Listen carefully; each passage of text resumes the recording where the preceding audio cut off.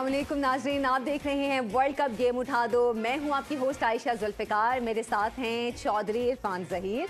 और आज one day cricket का नया चैंपियन कौन होगा, इसका फैसला बस चंद घंटों की दूरी पर है। क्रिकेट वर्ल्ड कप 2023 का फाइनल मैच आज 5 मरतबा की चैंपियन ऑस्ट्रेलिया और टूर्नामेंट में अब तक नाकाबिले शिकस्त भारतीय टीम के दरमियान खेला जाएगा। और अगर बात करें दोनों टीमों की, तो दोनों टीमों में किसी भी वक्त मैच का पांसा पलटने वाले खिलाड़ी मौजूद हैं और ये तवक्को भी की जा रही है कि शायकीन क्रिकेट को फाइनल में एक बहुत बेहतरीन मुकाबला देखने को मिलेगा। क्यों इरफान? बिल्कुल, अगर देखा जाए तो ऑब्वियसली इस वर्ल्ड कप की दोनों डिजर्विंग टीम है और बड़ी शानदार क्रिकेट खेल के फाइनल में आई है। आयशा, अगर जिस तरह बात की तो ऑब्वियसली जो बड़े मुकाबलों की गेम की बात करते हैं तो ऑस्ट्रेलिया नंबर 1 समझी जाती है। 5 दफ़ा की वर्ल्ड चैंपियन, 8 दफ़ा फाइनल खेलने वाली टीम दुनिया की बन चुकी है। और आज से 20 साल पहले दोनों टीमें जो हमने देखा कि वर्ल्ड कप के फाइनल में टकराई और ऑस्ट्रेलिया ने वो विक्ट्री अपने नाम की। तो कहीं ना कहीं ये जो बड़े मुकाबलों के अंदर फाइनल की बात करते हैं, मुझे लगता है कि ऑस्ट्रेलिया को यहाँ एज हासिल है। अभी गिवन सर्कमस्टांसिस के ऊपर या कंडीशन के ऊपर खेलने की बात करें तो ऑब्वियसली भारत फेवरेट है, बट जहाँ नर्व्स की गेम आएगी, तगड़े मुकाबले की बात आएगी तो ऑस्ट्रेलिया को एज हासिल है। और अगर ओवरऑल हम कुछ स्टैट्स भी देखें इनके, तो वर्ल्ड कप में ये दोनों टीमें 13 दफ़ा खेली हैं, 8 दफ़ा ऑस्ट्रेलिया जीती है और 5 दफ़ा भारत जीता। और हेड टू हेड भी देखें तो 150 टाइम दोनों के मुकाबले हुए, 57 टाइम इंडिया ने विक्ट्री हासिल की और 83 टाइम ऑस्ट्रेलिया विक्टोरियस रहा। तो ये हमें स्टैट्स बड़े क्लियर बताते हैं कि जो ऑस्ट्रेलिया की वर्ल्ड क्रिकेट के ऊपर डोमिनेंस है और अगेंस्ट भारत भी है वो नज़र आ रही है। तो बस लेट्स सी, आज बड़ा मुकाबला है और देखते हैं ताज किसके सर सजता है।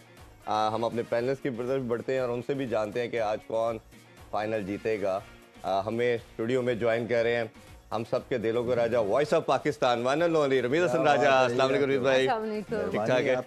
अल्लाह का शुक्र जी, अल्हम्दुलिल्लाह। इरफान जिसका कहते हैं ना वन एंड ओनली रमीज राजा, उसके बाद ये करते तालियां बजाइए जैसे कि वो रेसलिंग रिंग में एंटर होने से weighing in this, wearing red in this corner, weighing 85 kgs। और हमारी दूसरी तरफ है जी कोचिंग के सिकंदर, king maker, one and only Yaqoob Zubair. सीधा इल्जाम लगवा रहा है आजकल हर बंदा ये कह रहा है मैंने नहीं की। किंग मेकर इसलिए कह रहे हैं क्योंकि पॉलिटिक्स भी तो है ना इसमें। हाँ। तो वो अभी इलेक्शंस भी हैं तो उस लिहाज से भी है किंग मेकर। नहीं देखे तो शहीन इनका ही है ना, तो कैप्टन नहीं बना। मेरे से पास है। अब कई लोग डिनाइल में, मैंने कुछ नहीं, कोई ताल्लुक नहीं। और हमारे बड़े जबरदस्त एनालिस्ट और बड़े दबंग किस्म के इनके तबसरे भी होते हैं, जो हमारे सुपरस्टार इजहार बाजवा। अस्सलाम वालेकुम इजहार। हाँ ठीक था जी। अभी और जोर लग रहा है। अच्छा, रात को सही। मेरा ख्याल है अगर थोड़ी सी अगर रमीज भाई बात करें तो बड़ा क्लियर हमें नजर आ रहा है कि जो डोमिनेंस ऑस्ट्रेलिया की वो है, बट ये जो कंडीशन हैं, जो पिचेस हैं, जो क्लाइमेटिज्म की बात करते हैं, वो भारत को एज भी जाता है। आपके ख्याल में कि जो एडवांटेज जाना चाहिए आज के मैच में, टॉस का कोई वाइटल रोल हो सकता है या आज की जो पिच है वो हमें लगता है कि थोड़ी सी स्लो होगी? जैसे दोनों कैप्टन ने भी ये शायद बात की और उन्होंने साथ ये भी कहा कि टॉस मैटर नहीं करेगा इस पिच पे। जिस तरह मुंबई में बड़ा क्लियर था कि जो टीम टॉस जीतेगी वो पहले बैटिंग करेगी। आपके ख्याल में प्रेशर के लिहाज से बैटिंग करना ही बेहतर होगा? मेरे ख्याल में प्रेशर मैच है, रन्स ऑन द बोर्ड, और पहले हाफ में ही आप मैच लेके उड़ सकते हैं, इसलिए कि अगर अच्छी शॉट्स लगनी शुरू होगी, ऑस्ट्रेलिया अगर टॉस जीतता है तो पहले बैटिंग करें। असल में ऑस्ट्रेलिया, आपने बात की ना कि मेंटल कैपेसिटी उनकी बहुत अच्छी है, तो वो रन चेजिंग में भी इतने बुरा नहीं खेलेंगे। हाँ। बट वही बात है कि इंडिया इससे बेहतर कभी खेला नहीं है। 1.25 लाख के लोग होंगे, सारे उनको रूट कर रहे हैं। आज बल्कि मुझे एक एयरलाइन का मैसेज आया है, क्योंकि हम ट्रैवल करते रहे थे इंडिया में, तो उनके होगा मैं सब्सक्राइबर में कि आज प्लीज़ कोई ट्रैवल ना करे। ये एयरलाइन वाले मैसेज कर रहे हैं कि आज कोई ट्रैवल ना करे, आज सब घर में बैठ के आप मैच देखें या फिर अहमदाबाद जाएं। सो ये सारा जो है ना, एक तरह से मुल्क पीछे लगा हुआ है और मेरे ख्याल से अगर जीते हैं देखें तो डिजर्विंग विक्ट्री होगी उनकी, क्योंकि उन्होंने प्रूव किया। चाहे जैसे मर्जी कह लें, कंडीशंस उनके लिए टेलर की गई या जो भी आप बात अलग कर लें, मगर दूसरे भी तो खेलने आए थे ना जी। और मैं समझता हूँ आपका पॉइंट दूसरा अच्छा है कि ऑस्ट्रेलिया को जीतना आता है, वर्ल्ड कप इवेंट्स में उनको जीतना आता है और ये बहुत बड़ा एक रेफरेंस पॉइंट है। और मैं यही समझता हूँ कि दबाव पड़ेगा। अब देखना ये है कि दबाव के तहत इंडिया क्रैक करता है या नहीं करता। अभी तक तो खास दबाव ही नहीं पड़ा है। अच्छा, एक बड़ी इंटरेस्टिंग दोनों कैप्टन की कल जो प्रेस कॉन्फ्रेंस थी, उसमें एक पॉइंट कहा गया दोनों कैप्टन से। पैट कमिंस ने कहा कि हमारे पास एडवांटेज ये है कि 2015 के जो वर्ल्ड कप हम खेले थे उसके 8 लड़के स्क्वाड के अंदर हैं इस वर्ल्ड कप में भी, तो इनको जीतना आता है और टेस्ट चैंपियनशिप भी इन्होंने जीती हुई है। तो हमारे लिए मैच तो ऑब्वियसली बहुत बड़ा फाइनल है, बट हम कई फाइनल खेले हुए हैं, हमारे लिए प्रॉब्लम नहीं है। कॉन्ट्री अगर देखा जाए तो 2011 का वर्ल्ड कप में सिर्फ विराट कोहली थे, बाकी ये तमाम लड़के नहीं हैं। और इनकी यंगस्टर के ऊपर जब नॉर्मल मैच खेलना और फाइनल खेलना इंटायरली डिफरेंट चीज़ है, और कहीं ये चौक करके कोई प्रेशर आया तो इन पर पड़ेगा। तो रोहित शर्मा ने तो इसका आंसर यही दिया, मैं इस चीज़ से एग्री नहीं करता, ये डिफरेंट गेम है, डिफरेंट सिनेरियो होता है, हर दिन नया है, हर दिन आपको अच्छा करना है। आप किस कैप्टन की बात को एंडोर्स करेंगे? देखिए, कमिंस की बात जो है वो ज़्यादा पते की है और ज़्यादा रेलेवेंट है, इसलिए कि आपने मुकाबले किया, आपने अभी रिकॉर्ड बताया, रिकॉर्ड के हिसाब से भी ऑस्ट्रेलिया मार नहीं खाता है, बिल्कुल ऐसे ही। फिर वर्ल्ड कप में मार नहीं खाता है और यहाँ तक पहुँच ही जाते हैं। ये इनकी एबिलिटी है कि ये जो मर्जी कंडीशंस दे दें, ये फिर भी तंग करते करते आपको वहाँ पे तंग फाइनली करेंगे। सो मैं समझता हूँ कि इंडिया को बहुत बेहतर खेलना पड़ेगा, क्योंकि 2-1 अगर विकेट, जैसे मैंने कल कहा था, 3 विकेटें अगर गिर जाती हैं नए बॉल पे जी, तो ये मुकाबला बहुत ही अच्छा हो सकता है और ले भी सकता है। आई थिंक अनएक्सपेक्टेड होगा, मगर बिल्कुल चांस है ऑस्ट्रेलिया के लिए। अच्छा आकिब सर, हम जैसे कल भी प्रोग्राम में बात कर रहे थे, हमने बल्कि ज़्यादा प्रोग्राम में बात यही की है कि इंडिया पे प्रेशर किस तरह लाया जाए। ऑस्ट्रेलिया के लिए आपको क्या लगता है, इंडिया की टीम में ऐसे कौन से प्लेयर्स हैं जो ऑस्ट्रेलिया के लिए प्रेशर का बाइस बन सकते हैं? देखिए, एक तो मेनली उनकी बैटिंग तो है ही, लेकिन जो शामी ने बॉलिंग की है इस वर्ल्ड कप में, इतने कम मैचेस में इतनी विकेटें आज तक कभी मैंने जिंदगी में किसी की नहीं देखी। हाँ बिल्कुल ऐसे ही। और वो आता है, और एक तो आपकी वो लक भी चल रही होती है, लेकिन उसको भी फेवर में लाने के लिए you need to be accurate, you need to use the condition. जिस मैच्योरिटी से तीनों बॉलर्स, उनके पेस बॉलर्स बॉलिंग कर रहे हैं, मैं समझता हूँ कि हार्दिक पांड्या का अनफिट होना उनके लिए ब्लेसिंग इन डिस्गाइज बन गया, डिस्गाइज बन गया, क्योंकि अगर शामी ना आते तो इतनी विकेटें हार्दिक पांड्या तो नहीं ले सकता था। बिल्कुल। और जिस तरह की जितनी बैटिंग पिच होगी उसके ऊपर आपको उतने बेहतर बॉलर चाहिए। ये मुकाबला तो सिर्फ ये होगा कि ऑस्ट्रेलियन और इंडियन बॉलिंग कौन बेहतर आज करता है। मतलब आज बॉलिंग का मुकाबला हम देखेंगे। देखिए, बैटिंग पिच है और दोनों के पास नंबर 7 तक बैटिंग है जी। तो इसके ऊपर आपको जैसे होती है ना मुश्किल पिचेस, सीम हो रही है, कंडीशंस खराब हैं, उसमें आपको लंबी बैटिंग चाहिए। इसमें तो आपने अगर थोड़ा सा स्टार्ट आपको बेहतर मिल जाए तो आपके 5-6 तक आगे तो बारी नहीं आती। शाकिब भाई, एक और चीज़ भी है कि भारत अभी पूरे वर्ल्ड कप में एज ए टीम अच्छा खेली है, हर मैच में सब परफॉर्म कर रहे हैं। रोहित शर्मा की बात करें, कोहली की करें, श्रेयस की बात करें, सब परफॉर्म किया, राहुल ने भी किया। ऑस्ट्रेलिया के पास एक जो प्लस पॉइंट भी मैं इसको तो समझता हूँ कि आप टीम कोलैप्स कर रही है, एक इंडिविजुअल खड़ा होता है, मिचेल मार्श खड़ा हो जाता है, मैक्सवेल खड़ा हो जाता है, वो सिंगल हैंडली भी गेम ले जाता है। जब आपकी टीम के अंदर ऐसे लोग हों, ऐसे प्लेयर हों कि टीम अगर बुरा कर रही है तो एक इंडिविजुअल खड़ा होकर भी मैच जिता देता है, तो ये बड़े फाइनल में कितना आपको बैक करती है चीज़ और कितना आपके लिए बेनिफिशियल होती है। ये इंडिकेट करता है उनके कप्तान की स्टेटमेंट से कि हमारे पास वो प्लेयर अभी तक सरवाइव करके इस टीम का हिस्सा है कि जो एक मैच विनर्स है। किसी टीम की स्ट्रेंथ आप कैसे नापते हैं कि उसके अंदर मैच विनर्स कितने हैं जी।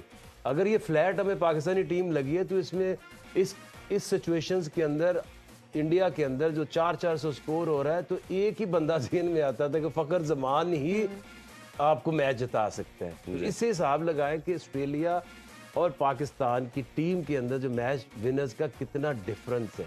इंडिया में कितने, रोहित शर्मा वो जिस दिन या तो वो अंडर 10 आउट हो जाएगा अगर वो चला जी। तो मेरा नहीं ख्याल कि दोनों टीमों में उससे खतरनाक कोई प्लेयर है। बिल्कुल। और विराट कोहली तो मैं समझता हूँ कि अब वो इस तरह का प्लेयर है कि कई लोग, सचिन तेंदुलकर भी बहुत रन्स करते थे, बट ये जब रन्स करते हैं तो इंडिया मैच जीतता है। जेन्युइन मैच विनर्स उनके ये बैटिंग में ये दो, बिल्कुल ऐसे ही। अच्छा, बाकी स्टार्स हैं, सुपर स्टार्स बनने वाले हैं, बट ये दो तो आउटस्टैंडिंग है। मतलब स्टार्स उनके पास हैं, बस सुपर स्टार्स बनने वाले। बिल्कुल। अच्छा इजहार, हम कंडीशंस की और तमाम मामलात की बात करें, अगर हम स्कोर देखें जो पहले खेलने वाली टीम है कितना वो स्कोर करे जो उसके लिए सेफ टोटल हो और दूसरी टीम को उतना टोटल लेने में मुश्किल पेश आए इस पिच के अकॉर्डिंग? देखिए, जो फाइनल के डायनामिक्स होते हैं इसमें runs on the score board बहुत ज़्यादा मैटर करता है। और जिस तरह का अगर आप 275 तक स्कोर भी इस पिच पे कर लो, वो चेज करना इतना आसान नहीं होगा। अच्छा। और जहां बात हो रही थी कि ऑस्ट्रेलिया इंडिया की कंपैरिजन की, मैं सिर्फ ये बात ऐड करना चाहूँगा, being a fan of cricket, अगर हम पाकिस्तान इंडिया की राइवलरी को साइड पे रखते हैं तो being a fan of cricket I would want India to win this match, considering जो इस सेंचुरी की सबसे ज़्यादा डोमिनेंट टीम रही है वो ऑस्ट्रेलिया रही है। उन्होंने 4 वर्ल्ड कप ऑलरेडी इस सेंचुरी में क्रिकेट के जीत चुके हैं। और रिसेंटली जो ये करंट क्रॉप है ऑस्ट्रेलिया का, इसने भी एशेज अभी रिटेन की है, वर्ल्ड टेस्ट चैंपियनशिप बने हैं, 2021 में T20 के वर्ल्ड कप जीते हैं। अगर वो दोबारा इंडिया को उनके होम में हरा देगा तो जो अपनी अथॉरिटी या डोमिनेंस है वर्ल्ड क्रिकेट में वो बहुत ज़्यादा और मजीद स्टैम्प कर देंगे। और उसके अलावा अगर हम देखें जो सेना टीम का कंपैरिजन सब कॉन्टिनेंट की टीम से, जिसमें सेना में आता है साउथ अफ्रीका आता है, इंग्लैंड, न्यूजीलैंड और ऑस्ट्रेलिया आता है, और दूसरा सब कॉन्टिनेंट टीम्स में हमारी ही आती हैं, पाकिस्तान, इंडिया, अफगानिस्तान, श्रीलंका, बांग्लादेश। तो फिर जो डिफरेंस है या कंपैरिजन है मेरे ख्याल में और ज़्यादा स्क्यूड हो जाएगा इन टर्म्स ऑफ सेना टीम्स। तो being a fan of cricket fan, अगर इंडिया जीती है तो ये सबकॉन्टिनेंटल टीम्स के लिए भी इंस्पायरिंग होगा कि अगली जो आईसीसी की टूर्नामेंट आ रहा है, अगर इंडिया हमारे नेबर्स ने जीता है तो पाकिस्तान भी ये टूर्नामेंट जीत सकता है। नेबर माने तो जो एक किस्म की जो माइंडसेट है या स्टाइल ऑफ क्रिकेट है या प्लेयर्स है, स्ट्रेंथ काफी हद तक talent, in terms of talent अभी इसको जरा बेहतर हार्नेस कर पा रहे हैं इंडिया, लेकिन पाकिस्तान भी अगर थिंग्स अगर सही तरह हो जाए तो उसको बेहतर हार्नेस कर सकते हैं हमारे सेटअप भी। अच्छा भाई, अगर कल दोनों कैप्टन की प्रेस कॉन्फ्रेंस में देखते हुए मैं ना बॉडी लैंग्वेज को भी गेज कर रहा था, पूरे वर्ल्ड कप में मैंने देखा, और खासतौर पे ये सेमीफाइनल की अगर हम बात करें तो उसमें भी हमने देखा कि रोहित शर्मा की बॉडी लैंग्वेज बहुत पॉजिटिव थी, बड़ा रिलैक्स। बट कल की अगर आप प्रेस कॉन्फ्रेंस देखें, वो सहाफ़ियों से लड़ते हुए भी नजर आए, एक दफ़ा किसी का मोबाइल बोला उस पर भी वो नाराज़ हुए, माइक के ऊपर भी उन्होंने गुस्सा किया, और बड़े बॉडी लैंग्वेज ना इरिटेटेड से थे। क्या आपको लगता है कहीं ना कहीं ये रिफ्लेक्ट कर रहा था जो प्रेशर था फाइनल से पहले का वो आ रहा था, या कई थॉट प्रोसेस, कई चीज़ें माइंड में चल रही होती हैं इस बड़े गेम में? उनको पता है कि कैरियर के मैं बिल्कुल एंड पे हूँ, शायद 1-2 साल की क्रिकेट है, और ये जो अपॉर्चुनिटी है, जिस तरह उन्होंने अपने इंटरव्यू में भी कहा कि ये मेरी लाइफ की सबसे बड़ी अपॉर्चुनिटी, और एक क्रिकेटर आई ही इसी को करता है। कल आपने उन दोनों कैप्टन की बॉडी लैंग्वेज, क्योंकि country Pat Cummins as usual he was smiling, he was no having expression कि उसको कोई टेंशन है। देखिए, 2 चीज़ें हो सकती हैं, थोड़ी सी एंग्जाइटी भी ठीक होती है, पता है आपको, ये ऐसे नहीं हो सकता कि आपकी बिल्कुल फ्लैट बॉडी लैंग्वेज हो जाए, क्योंकि ये फाइनल है, फाइनल की एक्सपेक्टेशंस होती हैं, अपने आप से उम्मीदें लगाते हैं, आप अपने आप को आप जी अप करते हैं। सो अगर थोड़ा बहुत एंक्शस बंदा होता है, और एंक्शस ये नहीं है कि अब क्या होगा, एंक्शस होता है कि मैं परफॉर्म कैसे कर सकता हूँ। दूसरी चीज़ ये है कि वहाँ पे इतनी मीडिया टेंशन है कि कई दफ़ा आप चाहते हैं कि सबसे भाग जाएं, और ख़ास तौर पे इंडियन प्लेयर्स पे बहुत होती है, तो इनका तो बाहर निकलना ही अजीरन है, ये तो जा ही नहीं सकते हैं कहीं। सो गलत मोमेंट के ऊपर जब आप चाहते हैं पीस ऑफ माइंड प्रॉब्ली, तो आपको सवाल होने शुरू हो जाते हैं, तो ये चलता है। ये आई थिंक ये कमिंस और ऑस्ट्रेलिया की, देखिए, मीडिया ट्रेनिंग भी होती है जी, और मीडिया ट्रेनिंग में यही होता है कि आपको किस तरह से एक पॉजिटिविटी और एक स्माइल या ग्रिन कह लें, और किस तरह से अपने आप को कंडक्ट करना है। उनको इतने वैसे सवाल नहीं होते हैं जिस तरह के इंडियन कप्तान को हो सकते हैं, क्योंकि एक्सपेक्टेशंस आप देखें ना, जब हारेंगे तो आप देखिएगा कि जो 9-10 मैच खेले हुए हैं ना, ये सब फ्लैट हो जाएंगे। अच्छा, ये तो कोई वहाँ पे नहीं इसका कोई फायदा होने वाला है इनको, क्योंकि वो पकड़ेंगे फाइनल में इन्होंने क्या गलतियां की है, और एक नेगेटिव स्पाइरल में इंडियन क्रिकेट चली जाएगी, क्योंकि इतना ज्यादा इंटरेस्ट है, और इतना ज्यादा, खैर आर्म चेयर एक्सपर्ट्स कई हैं वहाँ पे जो कि कई दफा ज्यादती भी करते हैं, बट ओवरऑल मैं समझता हूँ कि मीडिया ट्रेनिंग की भी जरूरत होती है, फिर एंक्शस होना बुरी बात नहीं है, और तीसरा ये कि आप बचना चाहते हैं टाइम्स के, मैंने नहीं सवालों के जवाब देखे ना, मैं जब कप्तान था और हमें फेंटी पड़ रही थी टोरंटो में इंडिया के अगेंस्ट, तो हर दफ़ा पेशी हो जाती थी मीडिया के सामने। अच्छा, तो मैं एक दफ़ा तो गया, अपना स्माइल रखी, दूसरी दफ़ा भी मैंने कोशिश की, फिर उसके बाद बंदा कहता है कि मैं कर क्या रहा हूँ यहाँ पे, मतलब मेरा मार पिटी है, मुझे कोई अच्छे सवाल तो होने नहीं है। ये जो है ना, इसके लिए आपका माइंड ट्रेन होना बड़ा जरूरी है। अभी एक छोटा सा ब्रेक लेते हैं जी, ब्रेक से वापस आके डिस्कशन कंटिन्यू करते हैं, और प्रॉब्ली टॉस भी हो चुका होगा, उस पर भी बात करते हैं। Stay with us.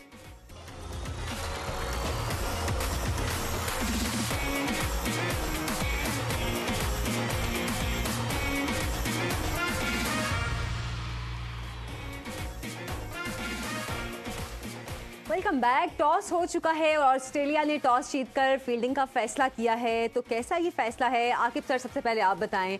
ऑस्ट्रेलिया ने टॉस जीतकर फील्डिंग का फैसला किया और रोहित शर्मा कह रहे थे कि अगर वो भी टॉस जीते तो पहले बैटिंग करते। देखिए उनका तो बड़ा क्लियर प्लान है इंडिया का, तो पहले बैटिंग करो, 400 के करीब रन्स करो, और सेकंड स्कोर बोर्ड का प्रेशर ही बड़ा होता है जी। लेकिन जो उसने बात की है ना ऑस्ट्रेलियन कैप्टन ने, उसने कहा है कि ड्यू का उसने हवाला दिया है। शुरू में देखिए वो करेंगे यही, स्लो बाउंसर्स और तेज बाउंसर्स बीच में करेंगे जी। और अगर वो एक्स्ट्रा ड्राई पिच है तो थोड़ा सा बॉल ग्रिप हो सकते हैं, यस, जिससे स्लोनेस आएगी। स्लोनेस है विकेट में, उन्होंने ठीक है, तो कटर्स बहुत ज्यादा इंपॉर्टेंट होंगे। स्लो और bouncer would be the ideal ball अगर कोई चीज समझ नहीं आ रही। बिल्कुल। और ड्राई रहेगा बॉल, स्पिनर्स भी, और अगर थोड़ा सा बॉल ग्रिप करा तो इसमें उनका मैक्सवेल है वो भी यूजफुल हो जाता है। तो आई थिंक जो ड्यू को देख के अब उनको ये भी कॉन्फिडेंस है कि उन्होंने 2 मैच, एक अफगानिस्तान वाला फ्रॉम नोवेयर चेज कर लिया और उस दिन भी मैच फंसा, काफी प्रेशर डाला साउथ अफ्रीकन ने भी, वो उसको भी क्रॉस कर गए। तो I think they are more comfortable chasing the runs rather than defending. बिल्कुल। रमीज भाई अगर हम बात करें तो एक तो स्लोनेस है, डायमेंशन की बात की, इसकी डायमेंशन भी बड़ी है। इतना आसानी से जिस तरह आप हुक पुल मारते हो, छक्का शायद ना हो, थोड़ा सा भी मिस हिट हुआ तो देयर इज चांस कि आप बाउंड्री पे कैच कर सकते हैं। दूसरा, इस पे आप हर बॉल पे स्लॉगिंग भी नहीं कर सकते। कहीं ना कहीं आपको लगता है कि ये बॉल शुरू में आएगी बैट पे, फिर रुकेगी, विकेट की जो स्लोनेस है वो इंटैक्ट रहेगी।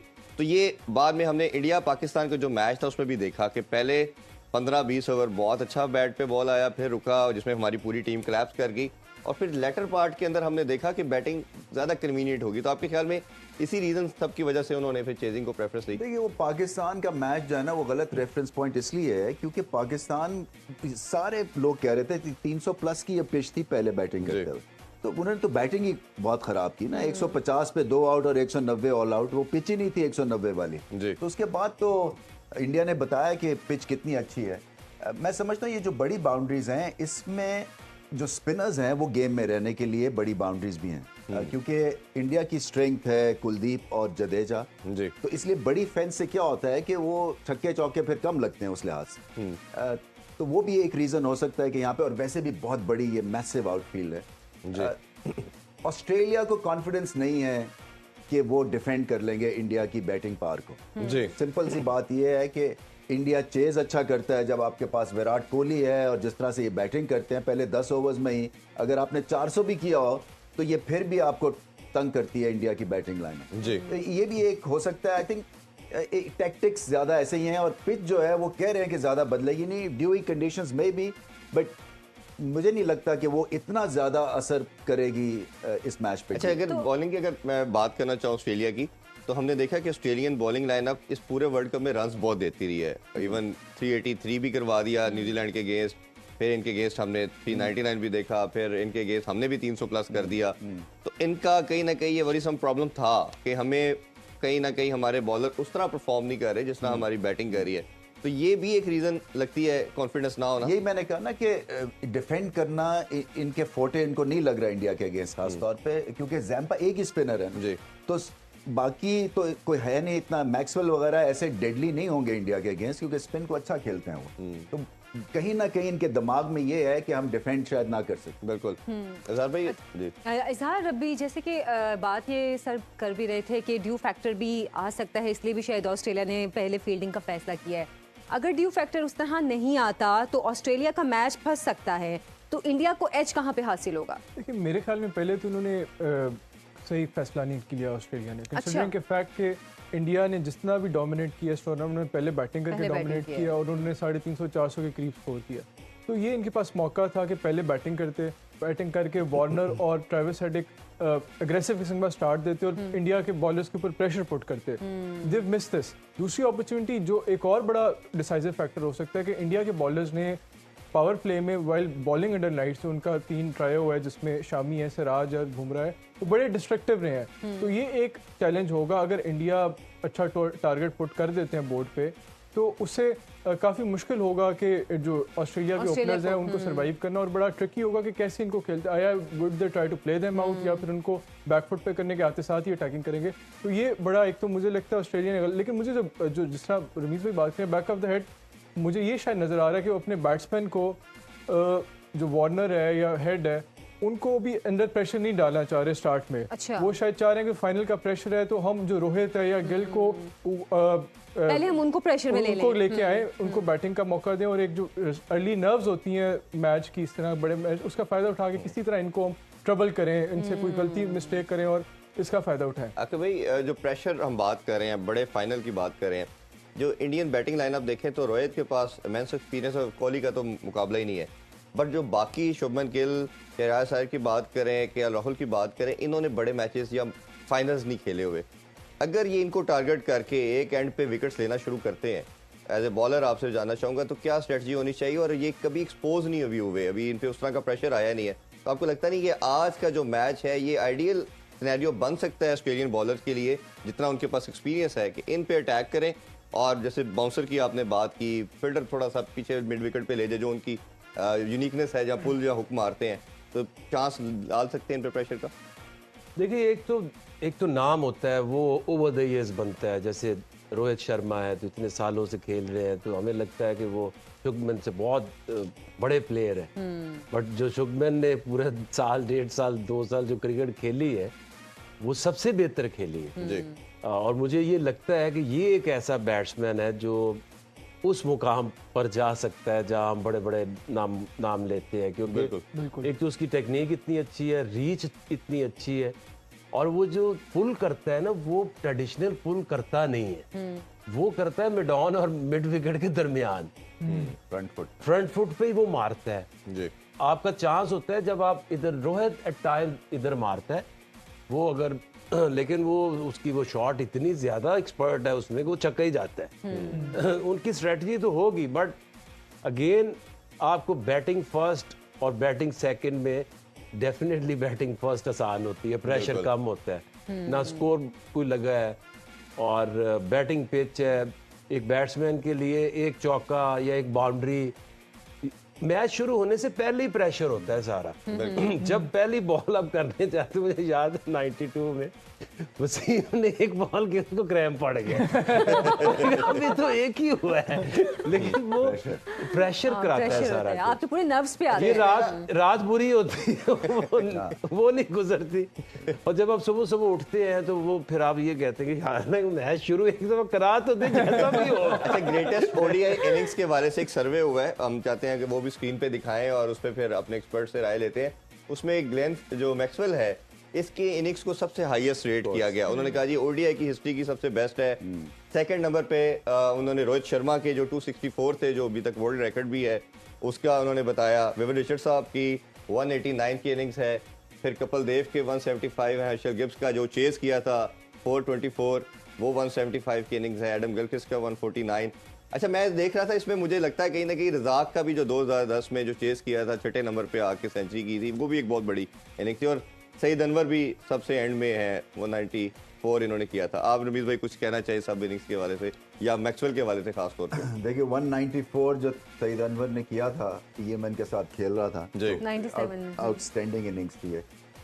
मैक्सवेल की क्लियरली ऐसी तो इनिंग्स किसी ने देखी नहीं। मतलब है वो, अच्छा किसी ने कमेंट किया हुआ था कि इनके पास एक टांग थी और विल थी, बस और कुछ नहीं था। और जो सिचुएशन में उसने किया है, वन मैन आर्मी एक मिस हिट चाहिए थी, 91 पे 7 आउट हैं, एक मिस हिट नहीं इन्होंने की। और जो कहते हैं ना फुटवर्क चाहिए, ये टेक्निक ये चाहिए, ये फलाना चाहिए, वो सारा गलत कर दिया। किसी इसके लिए बस हथौड़ा कहीं चाहिए। ना कहीं क्या हो ही नहीं सकता इसका इंडिया क्या comparison। उसी मैच के सॉरी ऑस्ट्रेलिया उसी मैच के असर में तो नहीं है कि मैक्सवेल ने 7वें नंबर पर आकर तो उन्होंने मैच जितवा दिया, तो उनके तो वैसे भी पहले भी सारे बैटर्स अच्छे हैं, तो मैक्सवेल पे तो तकिया किए हुए नहीं है अभी भी कहीं वो। देखिए ये मुश्किल है कि वो दोबारा से ऐसी इनिंग्स खेल दें। बड़ा यही ही तो मतलब है। है, बहुत ही वियर्ड होगा ये। मगर ये कि ये जडेजा है और कुलदीप यादव है, ये डिफरेंट है। और आई थिंक अटैक ही जो इंडियन जो करेंगे मैक्सवेल को थ्रू स्पिन करेंगे। तो अब ये जो एक एडवांटेज हम बात कर रहे थे ना कि अगर इंडिया की 2-3 विकेट्स गिर जाती हैं तो प्रेशर में आ जाएंगी। जो बैटिंग फर्स्ट इंडिया कर रहा है ना, वो भी प्रेशर अब चला गया। क्योंकि देखिए अगर ये 250 भी करते हैं तो इनको लड़ना ही लड़ना, ये फाइनल है। तो जाहिर है। वो उसमें फिर अपनी बॉलिंग जो है ना उसको ये बैक करेंगे, और इंडियन बॉलिंग मेरे हिसाब से सबसे ज्यादा सरप्राइज किया दुनिया की। अच्छा। और ये इनका स्ट्रॉन्गर एसेट है, क्योंकि क्वालिटी देखिए, देखें दो चीजें की हैं इंडिया ने। वर्ल्ड क्लास बैटिंग तो है ही है, तो उसके साथ आप खूबसूरती जोड़े।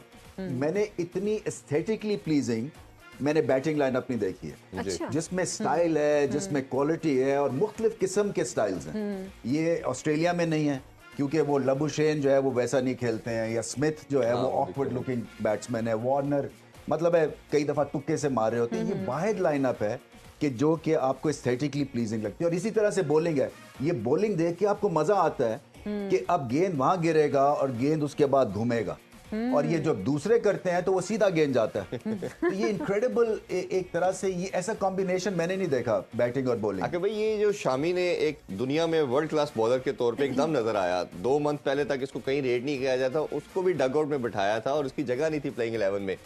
ये एज ए बॉलर आप क्या समझते, क्या चीजें उसने ऐसी की कि किसी बॉलर की बॉल स्विंग नहीं करती जितनी शामी की कर रही है? ये बहुत ज्यादा कबाब खाता है।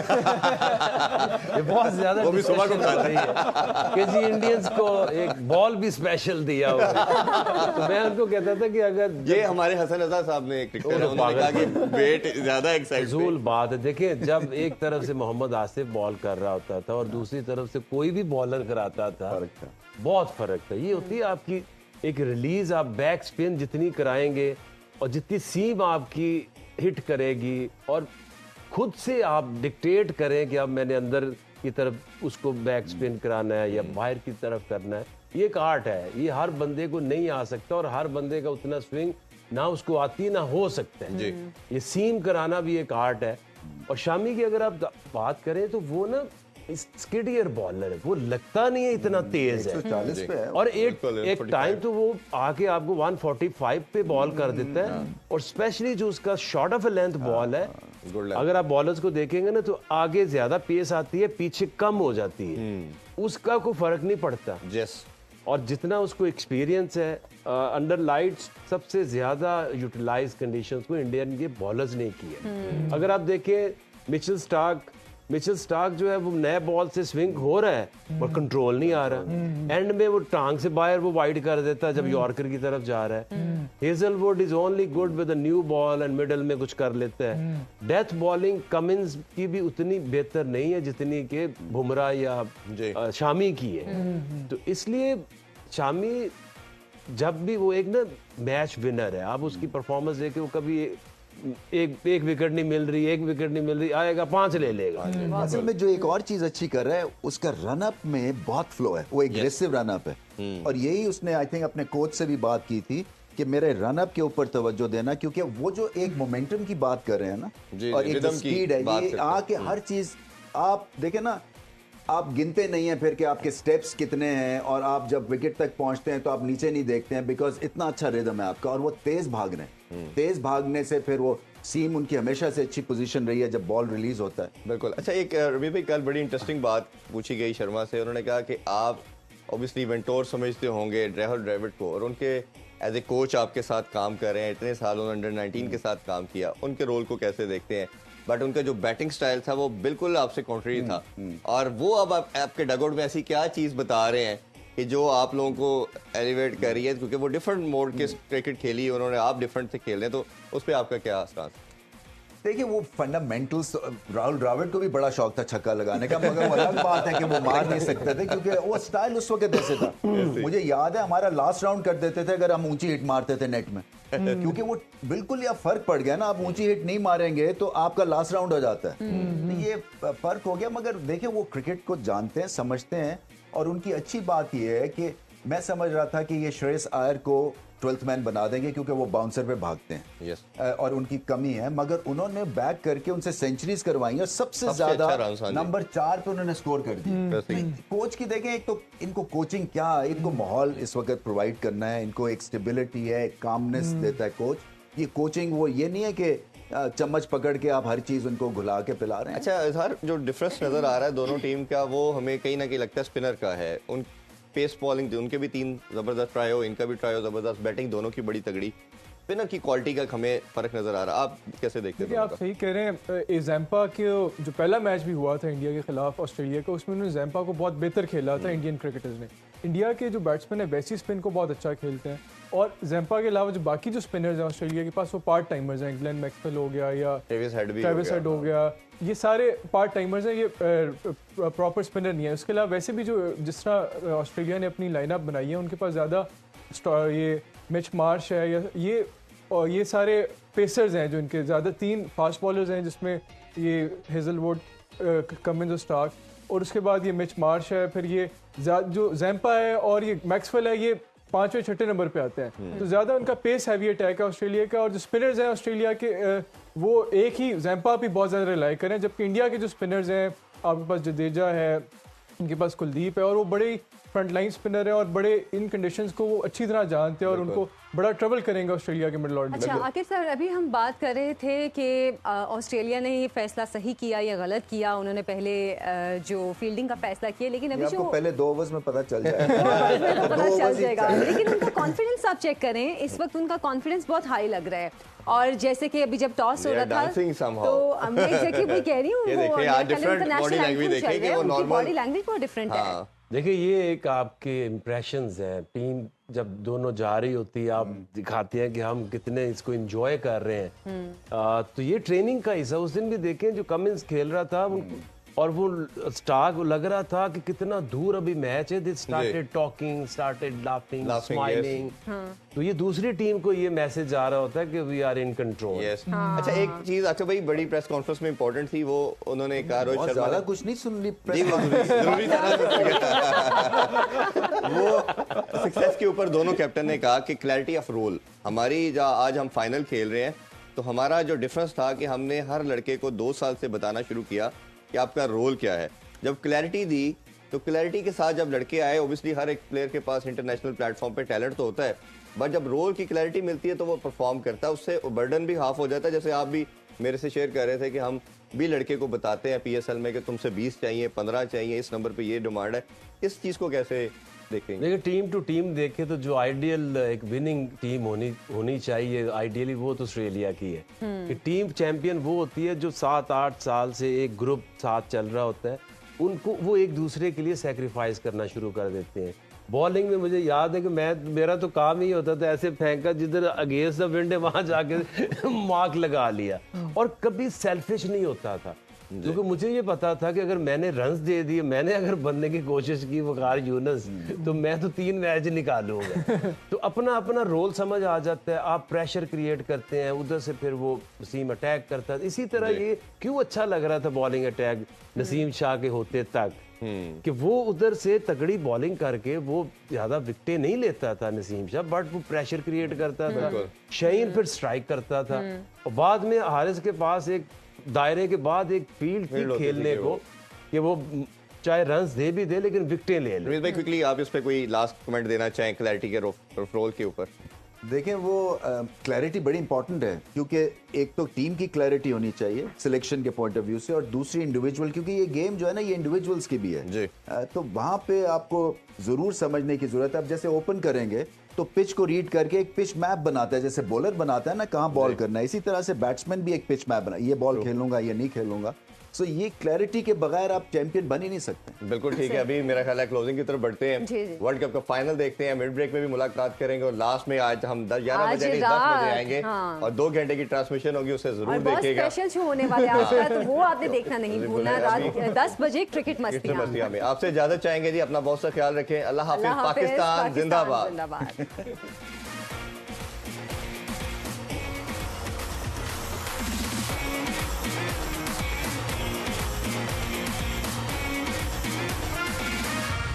खेलों से रिलेटेड तमाम अहम खबरें और अपडेट जानने के लिए सुनो न्यूज़ के YouTube चैनल को भी सब्सक्राइब करें और बेल आइकन को क्लिक करना मत भूलिएगा।